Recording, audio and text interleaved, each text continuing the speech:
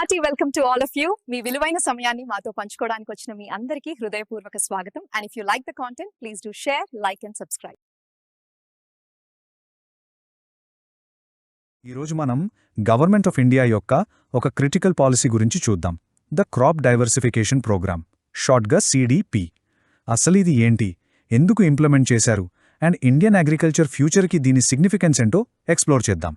మనం చూస్తున్నాం కదా, పంజాబ్ లాంటి స్టేట్స్లో గ్రౌండ్ వాటర్ లెవెల్ డేంజరస్గా తగ్గిపోతుంది. అసలు రీజన్ ఏంటి? అంత ఎక్సెస్ ప్యాడీ కల్టివేషన్ వల్ల.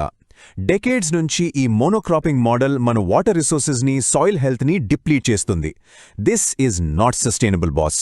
సో ఈ పెద్ద క్రైసిస్కి గవర్నమెంట్ యొక్క స్ట్రాటజిక్ సొల్యూషన్ ఏంటి? ఇక గవర్నమెంట్ ఒక స్ట్రాటజిక్ రెస్పాన్స్తో ముందుకొచ్చింది. ఆ ఆన్సరే ఈ క్రాప్ డైవర్సిఫికేషన్ ప్రోగ్రామ్. అసలు ఈ ఇనిషియేటివ్లో ఏముంది, ఇది మన అగ్రికల్చరల్ ల్యాండ్స్కేప్ని ఎలా చేంజ్ చేయాలనుకుంటుందో బ్రేక్డౌన్ చేసి చూద్దాం. క్రాప్ డైవర్సిఫికేషన్ ప్రోగ్రామ్ అంటే, సింపుల్గా చెప్పాలి అంటే, మోనోక్రాపింగ్ నుండి మల్టీక్రాపింగ్కి షిఫ్ట్ అవ్వడం.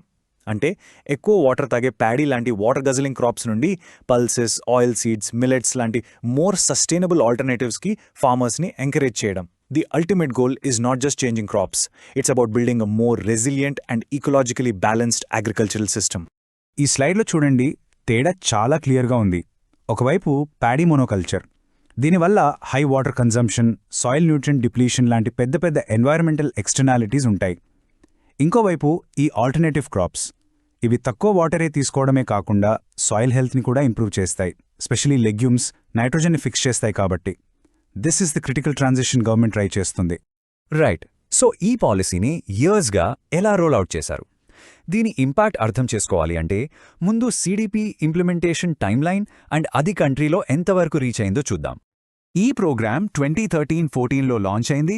స్ట్రాటజిక్లీ గ్రీన్ రెవల్యూషన్ స్టేట్స్ అయిన పంజాబ్, హర్యానా అండ్ వెస్టర్న్ యూపీని టార్గెట్ చేసింది. అక్కడే కదా ప్యాడీ వాటర్ క్రైసిస్ ఎక్కువ. 2015-16 వచ్చేసరికి స్కోప్ ఇంకో 10 స్టేట్స్కి ఎక్స్పాండ్ అయింది. బట్ ఈసారి ఫోకస్ టొబాకో ఫార్మింగ్ నుంచి ఫార్మర్స్ని షిఫ్ట్ చేయడం. రీసెంట్గా ఈ ఆల్టర్నేటివ్ క్రాప్స్ వయబిలిటీని డైరెక్ట్గా ఫార్మర్స్కే డెమాన్స్ట్రేట్ చేయడం మీద ఫోకస్ చేశారు. సో ఈ ఫోకస్ వల్ల టాంజిబుల్ అవుట్కమ్ ఏంటి? 2018 నుండి 2025 వరకు 1,86,000 హెక్టేర్స్ పైన ఏరియాలో ఆల్టర్నేట్ క్రాప్స్ని డెమాన్స్ట్రేట్ చేశారు. This isn't a small number. ఇది ఒక పెద్ద స్ట్రక్చరల్ షిఫ్ట్ రా. ఈ అగ్రికల్చరల్ ట్రాన్సిషన్ని ఫీల్డ్స్లో ప్రూవ్ చేయడానికి చేసిన ఒక మ్యాసివ్ ఎఫర్ట్ ఇది. ఇంపార్టెంట్ క్వశ్చన్ ఏంటంటే, ఈ షిఫ్ట్లో గవర్నమెంట్ ఫార్మర్స్కి ఎలా సపోర్ట్ చేస్తుంది? ఈ అసిస్టెన్స్ 4 కీ పిల్లర్స్ మీద స్ట్రక్చర్ చేశారు. ఫస్ట్, డెమాన్స్ట్రేషన్ అంటే న్యూ టెక్నాలజీస్ని చూపించడం. సెకండ్, మెకానైజేషన్ సపోర్ట్, అవసరమైన ఫార్మ్ ఎక్విప్మెంట్ కోసం. థర్డ్, ట్రైనింగ్, కొత్త క్రాప్స్కి కావాల్సిన స్కిల్స్ బిల్డ్ చేయడానికి. And finally, value addition support అంటే పోస్ట్ హార్వెస్ట్ యాక్టివిటీస్ కోసం. ఫార్మర్కి రిస్క్ లేకుండా ఒక కాంప్రిహెన్సివ్ ఈకోసిస్టమ్ క్రియేట్ చేశారు. ఓకే, ఇప్పుడు ఈ ప్రోగ్రామ్ యాక్చువల్ ఇంపాక్ట్ ఏంటో చూద్దాం. అసలు రిజల్ట్స్ ఎలా ఉన్నాయి, అండ్ ఇంకా ఇంపార్టెంట్గా CDPని వేరే కీ గవర్నమెంట్ మిషన్స్తో ఎలా ఇంటిగ్రేట్ చేసి దీని ఎఫెక్ట్ని యాంప్లిఫై చేశారో ఎక్స్ప్లోర్ చేద్దాం. ఈ 2018 నుంచి 2025 డేటా చూస్తే ఒక సిగ్నిఫికెంట్ షిఫ్ట్ కనిపిస్తుంది. Food grains cultivation 127 lakh hectares పైన పెరిగింది, and oil seeds almost 56 lakh hectares పెరిగాయి. మిల్లెట్స్ ఎప్పుడు శ్రీయన్న అంటున్నాం కదా, అవి కూడా 5 lakh హెక్టేర్స్ పైన పెరిగాయి. ఈ ఫిగర్స్ కల్టివేషన్ ప్యాటర్న్స్లో ఓ క్లియర్ అండ్ మెజరబుల్ చేంజ్ని చూపిస్తున్నాయి. ఇక్కడ మనం గవర్నెన్స్లో ఒక కీ కాన్సెప్ట్ గురించి మాట్లాడాలి. Policy integration or convergence. అంటే ద క్రాప్ డైవర్సిఫికేషన్ ప్రోగ్రామ్ ఒక్కటే సెపరేట్గా వర్క్ అవ్వదు. It is designed to work in tandem with other existing schemes to achieve broader agricultural goals and maximise its impact. మీరు చూస్తున్నట్టు CDP చాలా మిషన్స్తో ఇంటర్ కనెక్ట్ అయింది. అది నేషనల్ మిషన్ ఆన్ ఎడబుల్ ఆయిల్స్తో లింక్ అయింది to boost self sufficiency, per drop more క్రాప్తో for water efficiency, and national mission on natural farming for sustainability.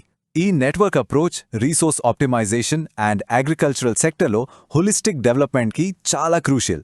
UPSC ఆస్పిరెంట్స్కి ఈ నెక్స్ట్ సెక్షన్ చాలా ఇంపార్టెంట్. ఈ టాపిక్ని ఎగ్జామినేషన్ పర్స్పెక్టివ్లో ఎలా అప్రోచ్ అవ్వాలో, దీని రెలవెన్స్ ఏంటో, అండ్ ఒక కంపెలింగ్ ఆన్సర్ని ఎలా స్ట్రక్చర్ చేయాలో ఎనలైజ్ చేద్దాం. ఈ టాపిక్ డైరెక్ట్గా సిలబస్కి రెలవెంట్. GS పేపర్ 2లో గవర్నమెంట్ పాలసీస్ అండ్ ఇంటర్వెన్షన్స్ కింద వస్తుంది. మీరు దీన్ని డిజైన్ అండ్ ఇంప్లిమెంటేషన్ని ఎనలైజ్ చేయొచ్చు. ఇంకా GS పేపర్ 3లో అగ్రికల్చర్ సెక్షన్లో ఇది ఒక కోర్ పార్ట్. దీని ఎకనామిక్ అండ్ ఇకలాజికల్ ఇంపాక్ట్ మీద ఫోకస్ చేయాలి. క్వశ్చన్ అడగడానికి హై ప్రాబబిలిటీ ఉన్న ఏరియా ఇది. సో మీ ఆన్సర్ని ఎలా ఫ్రేమ్ చేయాలి? GS3 అగ్రికల్చర్ క్వశ్చన్ వస్తే diversification plus water conservation plus soil health అని ఇంటిగ్రేట్ చేసి రాయాలి.